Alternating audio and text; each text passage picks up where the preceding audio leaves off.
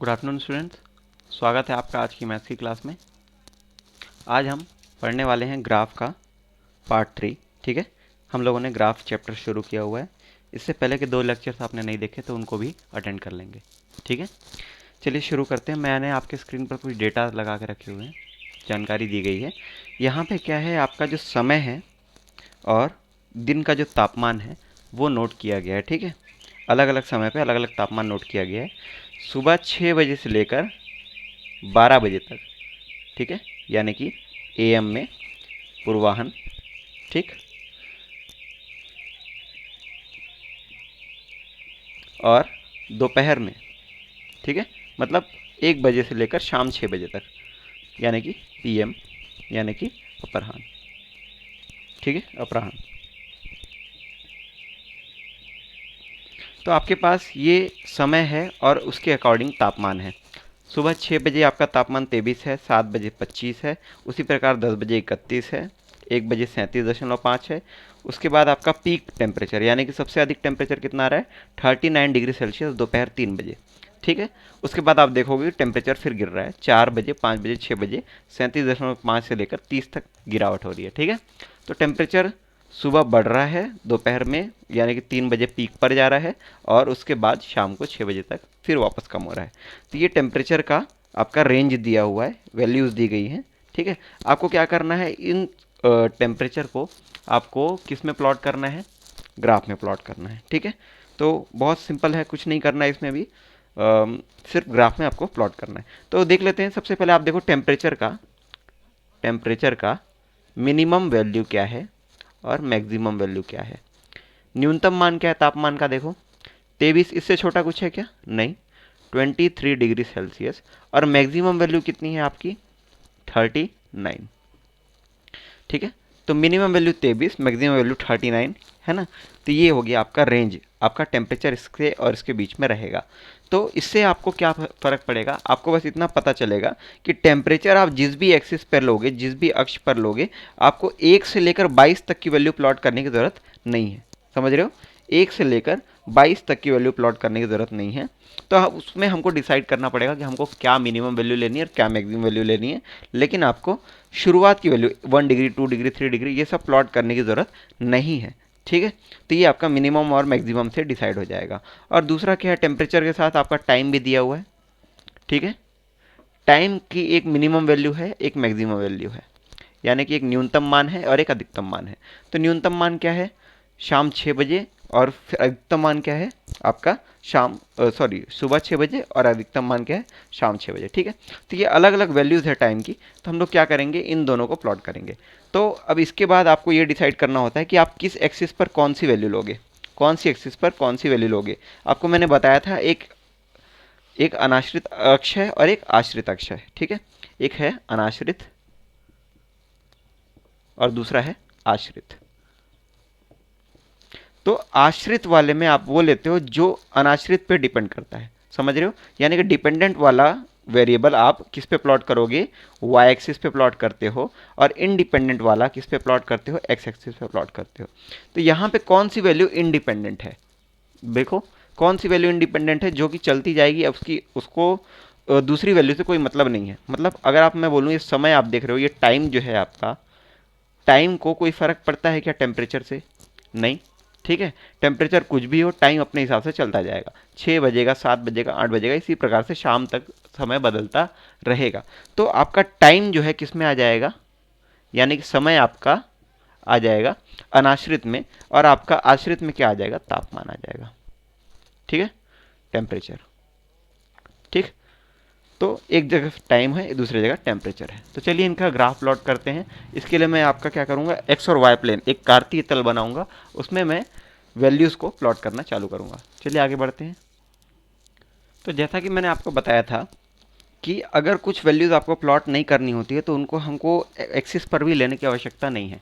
हम क्या कर सकते हैं, यहाँ पे एक अंतराल डाल सकते हैं, इंटरवल डाल सकते हैं, इस टाइप से एक जिगजैग लाइन डाल सकते हैं, जिससे हम ये कहेंगे कि यहाँ पे कुछ वैल्यूज़ जो हैं खाली हैं, है ना। खाली स्थान को हम किससे दिखाते थे, जिगजैग से। एम्प्टी स्पेस को हम लोग ग्राफ पर किससे बताते हैं, एक ऐसे जिगजैग लाइन से। तो आप एक्स एक्सिस पर एक जिगजैग लाइन से एम्प्टी स्पेस को बता सकते हैं। ठीक है, तो एक्स एक्सिस पे मैंने क्या बोला था, आपको समय लेना है, यानी कि टाइम लेना है, ठीक है। और वाई एक्सिस पर आपको क्या लेना है, टेम्परेचर लेना है, यानी कि तापमान लेना है, ठीक है। ध्यान देंगे टेम्परेचर डिग्री सेल्सियस में है। ओके, तो चलिए आगे बढ़ते हैं। टाइम की मिनिमम वैल्यू क्या है, 6 बजे से चालू हो रहा है समय, तो यहाँ पे 6, 7, 8, 9, 10, 11, 12, फिर 1 बजेगा, 2, 3, 4, 5 और लास्ट में 6, ठीक है।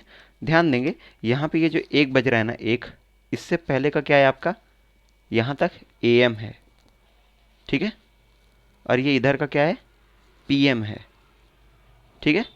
यानी कि AM क्या होता है आपका, पूर्वाहन, और PM मतलब अपराह्न, ठीक है। ओके, तो ये वैल्यूज़ मैंने एक्स एक्सिस पे प्लॉट कर ली। ध्यान दो वाई एक्सिस पर भी कुछ ऐसा ही होगा।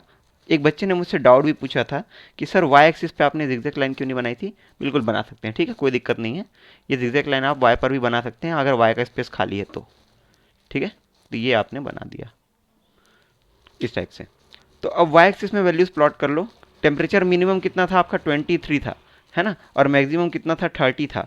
तो हमारे पास स्पेस है, अगर आपके पास नोटबुक बड़ी है तो आप इंटरवल को छोटा कर सकते हो, अन्यथा इंटरवल को बड़ा कर लो, ठीक है।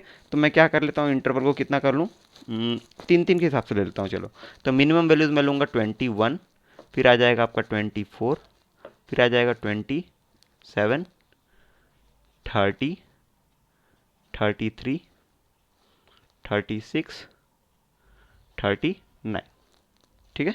और वैसे एक 42 यूज़ नहीं है, लिख लेते हैं, कोई दिक्कत नहीं, ठीक है। अब आप क्या करोगे, वैल्यूज़ को प्लॉट कर लो, ठीक है। वैल्यूज़ को हम प्लॉट करना चालू कर देते हैं। 6 बजे सुबह टेम्परेचर कितना था, 23, तो 6 पे 23, 21, 22, 23, तो यहाँ पे कहीं आप जब प्लॉट करोगे तो 10 इंटरवल टोटल बटे होते हैं, एक इंटरवल के 10 और छोटे छोटे भाग बटे होते हैं। तो आप 6वें और 7वें के बीच में ये पॉइंट लोगे, ठीक है। यहाँ पे देखो 21 24 के बीच में आपको पॉइंट मिल जाएगा 23, 22 23, ओके। तो ये एक पॉइंट हो गया। 7 बजे आपके 25, तो 24 के बाद आ जाएगा एक वैल्यू, ठीक है। 8 बजे 27.5, तो यहाँ 27.5, ये देखो 27.5 समथिंग यहाँ बीच में आएगा, ठीक है। तो ये हम लोग ऐसे ले लेंगे। और फिर 9 बजे कितना था, 29, ऊपर चले चलते हैं, 29 समथिंग, थोड़ा 30 से थोड़ा नीचे आएगा, ठीक है। 10 कितना आ जाएगा, 31, तो ये 10 पे आपका 31, ऑलराइट। तो ये 31 समथिंग यहाँ मिलेगा आपको। 11 पे आपको वैसे ही प्लॉट कर लीजिए, 33.5, 33.5, तो 33.5 मतलब ये 33.5 मतलब 33 एंड 34 से बीच में थोड़ा, तो यहाँ आप इसको ऐसे देख लेंगे, ठीक है। ये आपको ग्राफ पेपर थोड़ा इजीली दिखाई देगा। अभी मुझे यहाँ पे ग्राफ नहीं है इसलिए थोड़ी प्रॉब्लम आ रही है। 12 बजे क्या टाइम होगा आपका, टेम्परेचर आएगा 35.5, तो 35 पे चले चलते हैं, 35.5 36 से नीचे ही होगा, ठीक है।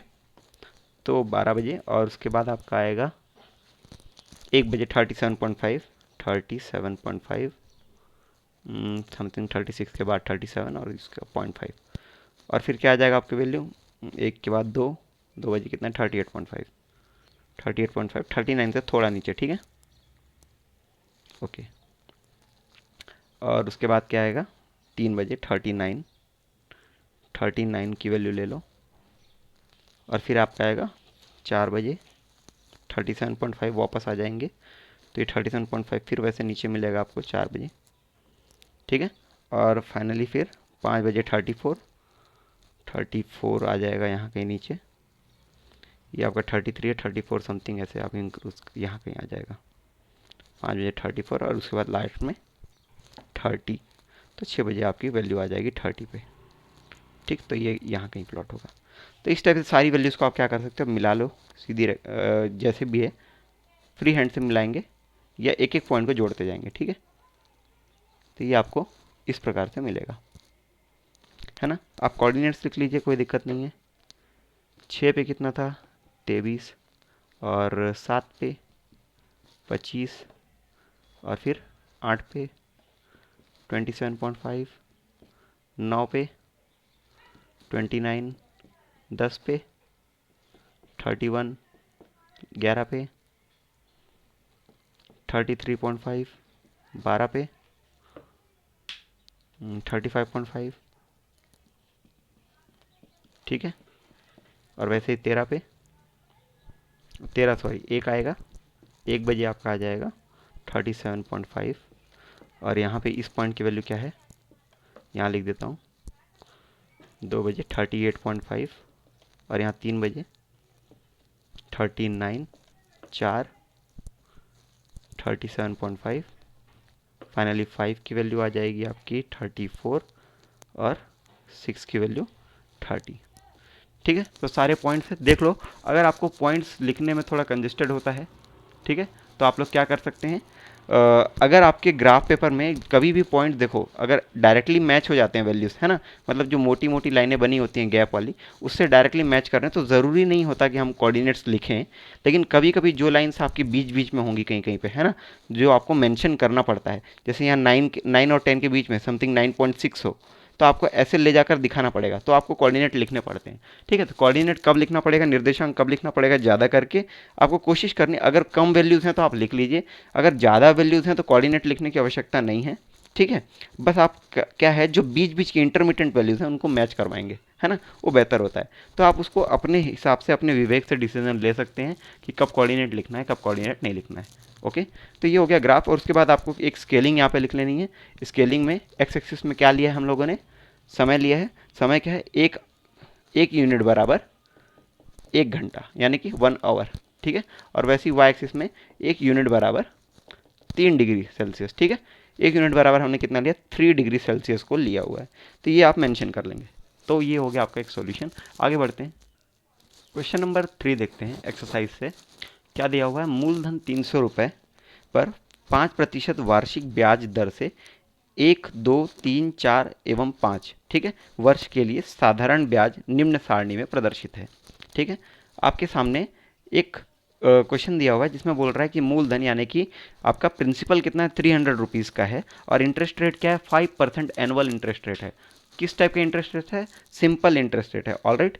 तो आपको 5% सिंपल इंटरेस्ट रेट से आपको बताना है कि आपको बताया है 1 साल, 2 साल, 3 साल, 4 साल और 5 साल के लिए ब्याज कितना है, ठीक है, साधारण ब्याज। अभी आपको ये टेबल मैं दिखा रहा हूँ, देखिए ये वैल्यूज़ आपको दी गई हैं, ठीक है, ये सारी वैल्यूज़ आपको दी गई हैं। तो पहले साल में आपको क्या ब्याज मिलेगा, मतलब 0 वर्ष में आपको क्या मिलेगा, 0, मतलब मान लो आज से शुरू हो रहा है तो आज को 0 गिनोगे, है ना।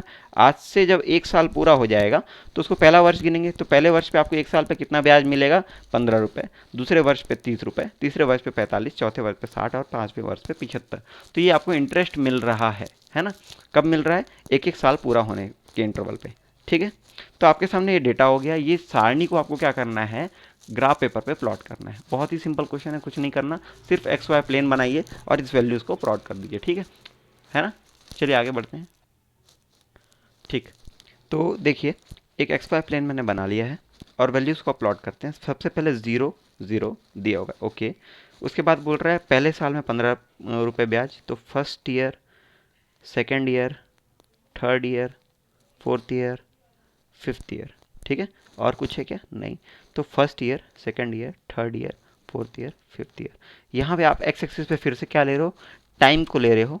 टाइम यहाँ पे इंडिपेंडेंट है, समझ में आया क्या, अनाश्रित है।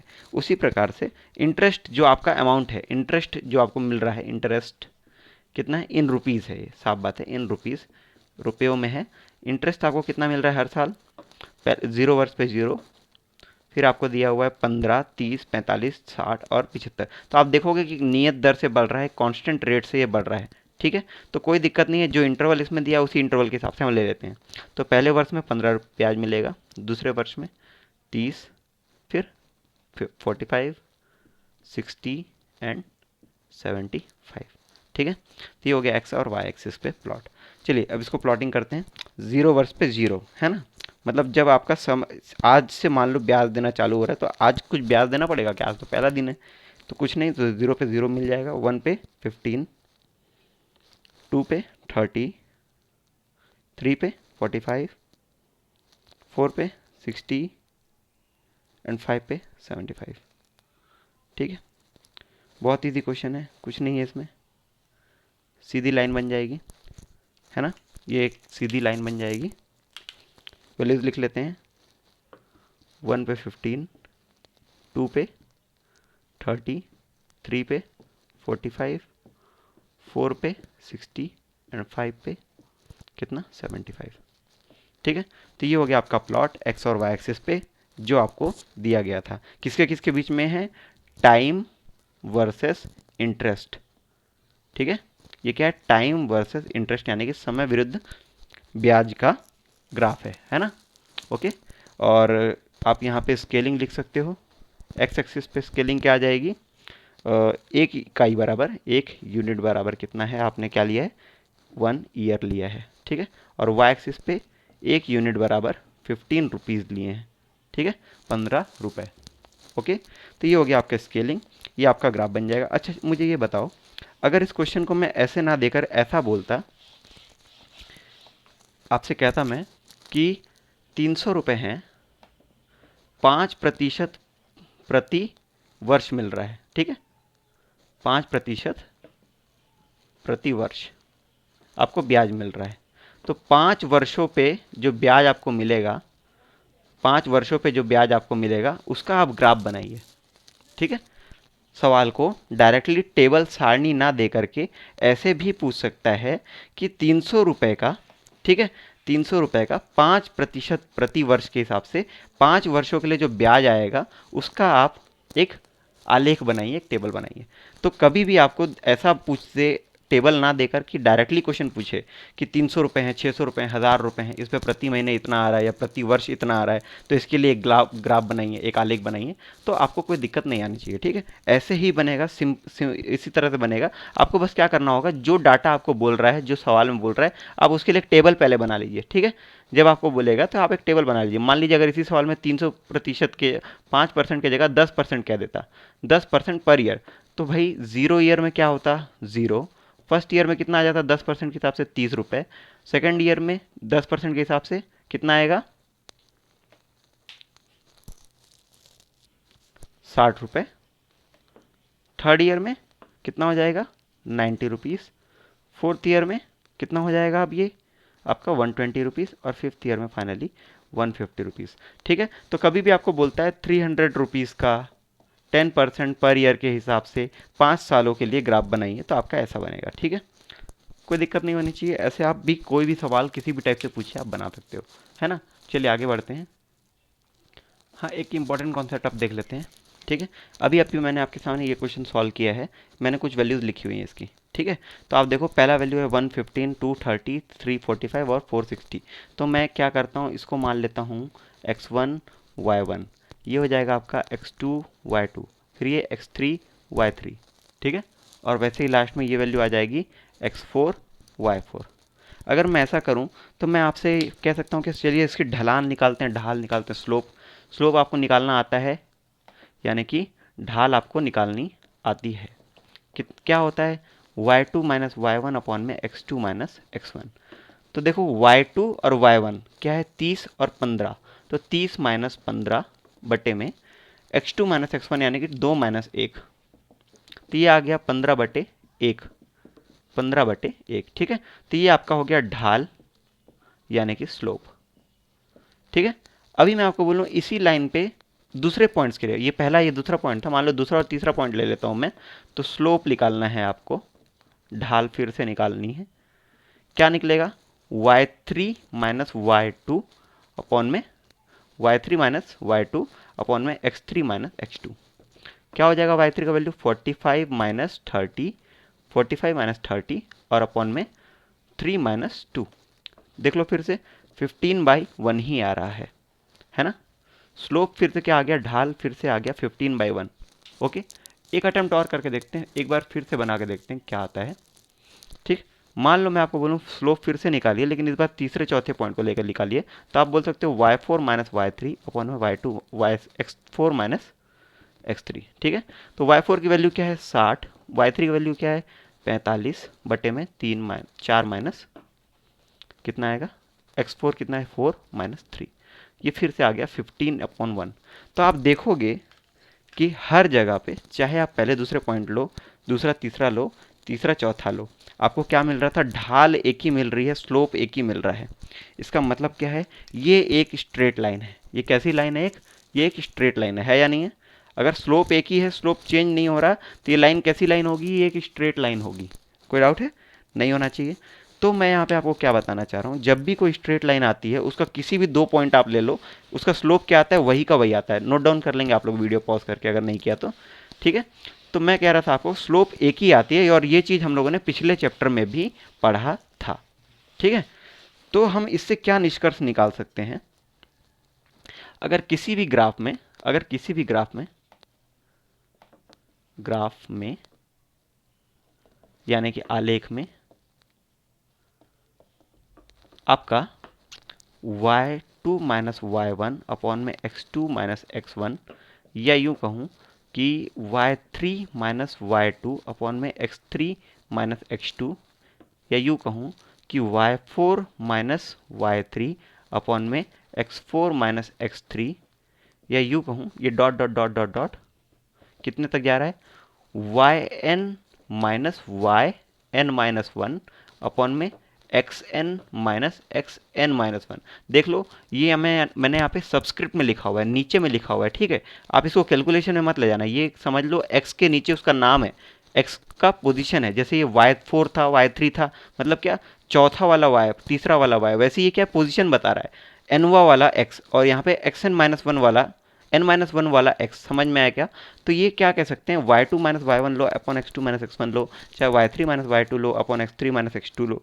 और अगर ये सारे वैल्यूज कांस्टेंट आते हैं, जैसे पिछले क्वेश्चन में क्या आ रहा था, 15 अपॉन 1 आ रहा था, है ना, अगर इस टाइप का कुछ आपको मिलता है, तो आप कह सकते हो कि ये ग्राफ एक लीनियर ग्राफ है, एक स्ट्रेट लाइन ग्राफ है। समझ में आया क्या? ये ग्राफ एक लीनियर ग्राफ है, यानी कि एक स्ट्रेट लाइन ग्राफ है। तो ध्यान रखिएगा, आप किसी भी ऐसे ग्राफ को linear equation y equals to M X plus C के रूप में दर्शा सकते हो। ठीक है, y equal to M X plus C के रूप में दर्शा सकते हो, या फिर A X plus B Y बराबर सी के रूप में भी दर्शा सकते हो। एक ही मतलब है, दोनों एक ही चीज़ें हैं, कोई दिक्कत नहीं होगी आपको। ठीक है, अभी देखने में अलग अलग लग रहा होगा, लेकिन है एक ही चीज़, फॉर्मेट एक ही है, y equal to M X plus C, A X plus B Y बराबर सी। इस रूप में चाहे इस रूप में आप क्या कर सकते हो, उसको प्रदर्शित कर सकते हो। समझ में आया क्या? इस वाले ग्राफ को, यानी कि इस वाले लाइन को, अगर आपको इक्वेशन खोजना हो, इस लाइन का इक्वेशन आपको खोजना हो, तो उसको आप कैसे लिख सकते हो, y equals to M X plus C. ठीक है, कोई दिक्कत नहीं होनी चाहिए। और वैसे ही आप A X plus B Y plus C के रूप में भी लिख सकते हो, दोनों एक ही चीज़ है, अलग अलग नहीं है। स्टूडेंट कंफ्यूज नहीं होंगे। ठीक है, आपको बता देता हूँ कैसे एक ही चीज़ है। आपने क्या लिखा है, y equals to M X plus C लिखा हुआ है, और मैं इसको ऐसे लिख सकता हूँ क्या, B Y equals to minus A X plus C लिख सकता हूँ। ठीक है, B Y equals to minus A X plus C, मैंने क्या किया, ए एक्स को ट्रांसफर कर दिया। ठीक है, तो B Y equals to minus A X plus C, M के जगह पे क्या है, माइनस ए है, और कोई फर्क है क्या, नहीं, बी के जगह पे यहाँ पे 1 है। ठीक है, तो ये आपका फॉर्मेट एक ही है, होल मैं क्या कहना चाह रहा हूँ, ये दोनों एक ही चीज़ें हैं। ठीक है, इनमें कन्फ्यूज़ नहीं होना आपको। चलिए, तो आगे बढ़ते हैं। मैं आपको यहाँ पे क्या बताना चाह रहा था, अगर स्लोप का वैल्यू क्या है, हमेशा सेम आता है ना, अगर आपका ये क्राइटेरिया फुलफिल होता है, तो ग्राफ हमेशा कैसा बनेगा, एक लीनियर ग्राफ बनेगा, एक रेखीय ग्राफ बनेगा। ठीक है, कैसा ग्राफ बनेगा, लीनियर ग्राफ, यानी कि एक रेखीय ग्राफ बनेगा। इस चीज़ को नोट डाउन कर लेंगे, ये कॉन्सेप्ट हो गया आपके लिए। ठीक है, चलिए आगे बढ़ते हैं। ये आपने कहाँ कहाँ देखा होगा, मैं अभी तक के 3 लेक्चर में आपने कई जगह पे देखा होगा, जहाँ जहाँ पे आपको वैल्यू कैसी मिल रही थी, ऐसा स्ट्रेट लाइन मिल रहा था, या ये चीज़ वहाँ भी फॉलो होगी आप लोगों ने, जब ग्राफ ऐसा वाला देखा होगा। ऐसा ग्राफ आपने देखा था क्या? देखो, अगर आपको इस टाइप का कोई ग्राफ मिला था, तो यहाँ पे भी ये वैल्यूज़ पूरी तरह, ये जो इक्वेशन है बिल्कुल सेटिस्फाई करेगा, कोई दिक्कत नहीं है। ठीक है, ये इक्वेशन इस ग्राफ में भी सेटिस्फाई करेगा। तो ये भी क्या, एक लीनियर ग्राफ ही है। बस क्या फ़र्क रहेगा कि इसकी स्लोप आएगी जो है वो नेगेटिव आएगी, इसकी ढाल जो है वो क्या आएगी, ऋणात्मक ढाल आएगी, यानी कि नेगेटिव स्लोप आएगा। ऑलराइट, तो ये हो गई कॉन्सेप्ट वाली बात। चलिए आगे बढ़ते हैं। तो पिछली क्लास में आपने एक ग्राफ और देखा था इस टाइप का, ये जो ग्राफ मैंने बनाया इस टाइप का आपने ग्राफ देखा था। ये किसका ग्राफ था आपका, ये था भुजा, है ना, भुजा वर्सेस किसके बीच में था, क्षेत्रफल के बीच में।